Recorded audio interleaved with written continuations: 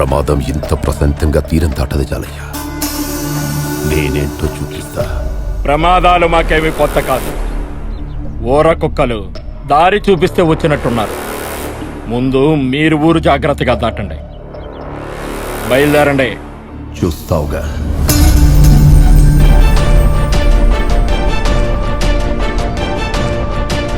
నమస్కారం జాలయ్య గారు. నమస్తే, కూర్చోండి. సమీప ప్రత్యర్థి పద్మరాజుపై మాజీ శాసనసభ సభ్యులు దశరథ రామయ్య గారు 4200 మీరు అనుకున్నట్టుగానే దశరథ రామయ్య గారిని గెలిపించారుగా. కాదు బాబు, దశరథ రామయ్యను ఊరు జనాలు నమ్మారు. ఆ నమ్మకమే దశరథ రామయ్యని గెలిపించింది. ఇప్పుడు టీ కాఫీ లాంటివి ఏం వదిలేండి. భలేవరే, ఏదో ఒకటి తాగాల్సిందే. అమ్మా మీనాక్షి, మాస్టారి కాస్త టీ తీసురామ్మా.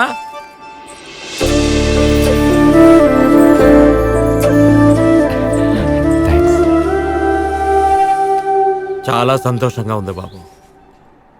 నువ్వు అనుకున్నట్టే ఈ ఊళ్ళో పిల్లలందరినీ బడికి రప్పించావు. ఇప్పుడు స్కూల్లో 200 మంది పైగా పిల్లలు వస్తున్నారు. నేను ఒక్కనే చూసుకోలేకపోతున్నాను. దాని గురించి మీతో మాట్లాడడానికి నేను ఇక్కడికి వచ్చాను. ఏందో చెప్పు బాబు. నువ్వేదో మొహమాట పడుతున్నావు. ఏందో చెప్పు. ఏం లేదండి, మీ అమ్మాయి కూడా బాగా చదువుకుంది కదా. తనకు ఉద్యోగం వచ్చేంత వరకు నాతో పాటు మన స్కూల్లో వాలంటీర్గా పనిచేస్తుందేమోనని అడగడం కోసం ఇక్కడికి వచ్చాను. ఏమ్మా, వెళ్తావా?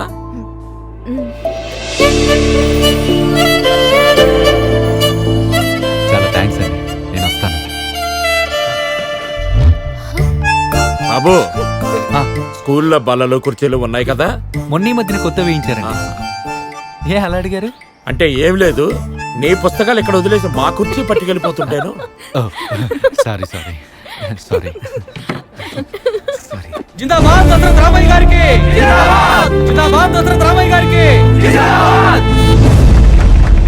చాలా సంతోషంగా ఉండదు సారు. మీరు గెలిస్తే మేమంతా గెలిచినంత ఆనందంగా ఉండదు. అయ్యా, మా మాట మేము నిలబెట్టుకున్నాం. తమరి మాట కూడా నిలబెట్టుకోండి సారు. మీకెలా చెప్పాలో అర్థం కావట్లేదు జాలయ్య.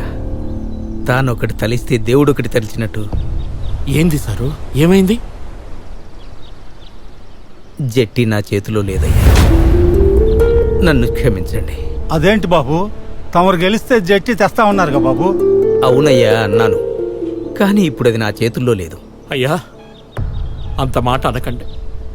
మా ఆశలన్నీ మీ మీదే పెట్టుకున్నాం బాబు. మాకు వేరే మార్గం లేదు. నేను గెలిచాను జాలయ్య, కానీ మన ప్రభుత్వం గెలవలేదే. ఇప్పుడు అధికారం అంతా వేరే వాళ్ళ చేతుల్లో ఉంది. ఏం బాధపడకండి జాలయ్య. బాధ కాదు సారు, జాలి. మా మీద మాకే జాలి వస్తుండదు. నన్ను క్షమించండి, క్షమించండి. మీరు మాత్రం ఏం చేస్తారు సారు? ఆ భగవంతుడే మీ బతుకులు ఇంతేరా ఎప్పటికీ మారవరాని శాప పెట్టినప్పుడు తమరు మాత్రం ఏం చేస్తారులే సారు. ఇదో, మీరెవరూ ఆధైర్యపడకండి. ఇప్పుడు వచ్చే ముఖ్యమంత్రి గారికి మన ఊరు గురించి, మన జట్టి గురించి చెప్తాను. నా ప్రయత్నం అయితే నేను చేస్తాను.